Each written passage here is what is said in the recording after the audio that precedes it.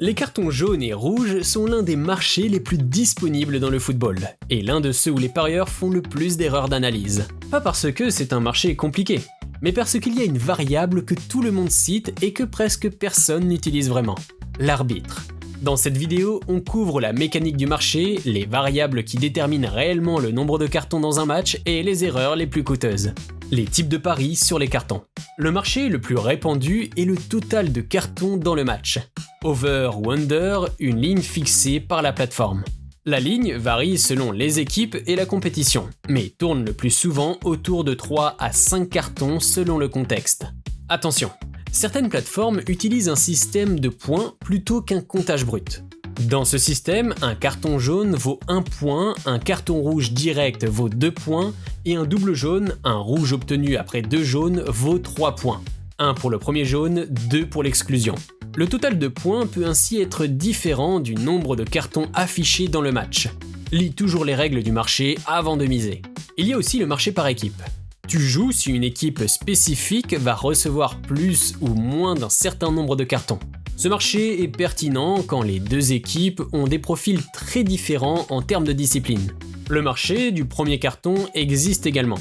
Tu joues quelle équipe va en recevoir un en premier, ou dans certaines versions plus précises, quel joueur spécifique va recevoir le premier carton. Sur les marchés de paris aux joueurs, tu peux jouer si un joueur spécifique va recevoir un carton dans le match. Cote plus élevé, analyse plus fine nécessaire. Les variables qui déterminent le nombre de cartons. L'arbitre. C'est la variable numéro 1 et elle est largement sous-estimée. Chaque arbitre a un profil statistique mesurable. Certains sortent le carton au moindre accrochage, d'autres laissent beaucoup jouer et n'interviennent que sur les fautes clairement intentionnelles. Ces statistiques sont publiques sur des sites spécialisés comme WhoScored, SofaScore ou des bases de données d'arbitrage que les communautés de parieurs maintiennent. Avant de regarder les équipes, commence par identifier l'arbitre désigné pour le match. En Ligue 1, en Première Ligue, en Bundesliga, les désignations sont publiques généralement en début de semaine du match. Un arbitre connu pour une moyenne de 6 cartons par match sur une équipe connue pour 2 cartons par match peut produire un résultat très différent de ce que les statistiques des équipes suggèrent seules. La tension est l'enjeu du match. Un derby régional entre équipes rivales avec une histoire conflictuelle produit statistiquement plus de cartons qu'un match de milieu de tableau sans enjeu. Les derbys, classicos, derbys de la ville ont des moyennes de cartons historiquement supérieures aux matchs standards dans les mêmes divisions. Les matchs de maintien et les matchs de qualification ont aussi tendance à générer plus de fautes. La tendance augmente, les défenseurs prennent plus de risques tactiques et les contestations d'arbitrage sont plus fréquentes. A l'inverse, les matchs sans enjeu en fin de saison, quand les deux équipes sont mathématiquement assurées de leur position, produisent souvent moins de cartons. Les joueurs sont moins engagés tactiquement et moins agressifs dans les duels. Le style défensif des équipes. Certaines équipes défendent en pressant haut et en commettant beaucoup de fautes tactiques pour récupérer le ballon rapidement. D'autres sont disciplinées tactiquement et concèdent peu de fautes. Regarde les moyennes de cartons par match sur les 10 à 15 derniers matchs des deux équipes. C'est la donnée de base, mais elle doit être contextualisée avec l'arbitre et l'enjeu. Les joueurs à profil de cartons élevés. Certains joueurs ont des historiques clairs de cartons fréquents. Un milieu défensif agressif, un défenseur connu pour ses interventions dures, un joueur qui conteste régulièrement les décisions. Ces profils se retrouvent dans les statistiques par joueur disponibles sur la plupart des sites d'analyse.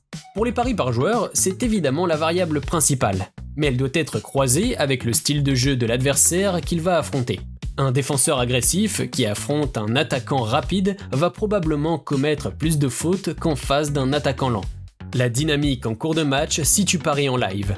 Les cartons s'accumulent souvent dans des phases précises d'un match. Après un but controversé, en fin de match quand une équipe cherche le résultat, après une décision d'arbitrage contestée. Un carton rouge précoce change également la dynamique. L'équipe à 10 peut devenir plus disciplinée défensivement pour tenir le résultat, ce qui réduit paradoxalement le nombre de cartons dans la suite du match. Les erreurs les plus fréquentes. Première erreur. Utiliser seulement la réputation sans les chiffres. Cette équipe joue dur ne suffit pas. La réputation peut décaler par rapport à la réalité récente. Une équipe qui avait un entraîneur défensif et agressif peut avoir changé de style avec un nouveau staff. Utilise les statistiques récentes, pas les impressions générales. Deuxième erreur, ignorer l'arbitre. C'est l'erreur la plus commune et probablement la plus coûteuse sur ce marché spécifiquement. La désignation de l'arbitre peut changer la probabilité over-under d'un match de façon significative, parfois plus que le style des équipes elles-mêmes. Troisième erreur, jouer le marché des cartons sur des matchs aux enjeux très incertains. Les matchs à haute pression peuvent produire beaucoup de cartons ou pas, selon comment le match se joue. Un match très fermé tactiquement peut ne produire que des fautes techniques. Ne confonds pas enjeu élevé avec beaucoup de cartons automatiquement. Quatrième erreur, ne pas différencier les compétitions.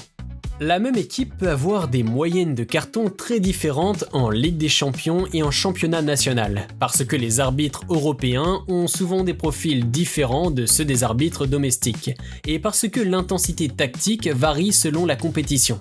Utilise les stats de la compétition concernée, pas les stats toutes compétitions confondues. Ce qu'on retient, identifie l'arbitre avant tout. C'est la variable la plus sous-utilisée et souvent la plus déterminante sur ce marché. Croise les moyennes de cartons des deux équipes sur les matchs récents. Donne du poids au contexte et à l'enjeu du match. Différencie les compétitions dans tes références statistiques. Et si tu joues par joueur, croise le profil du joueur avec le style de l'adversaire qu'il va affronter. Abonne-toi à StakeMaker, des guides concrets sur les marchés que les parieurs sérieux analysent vraiment.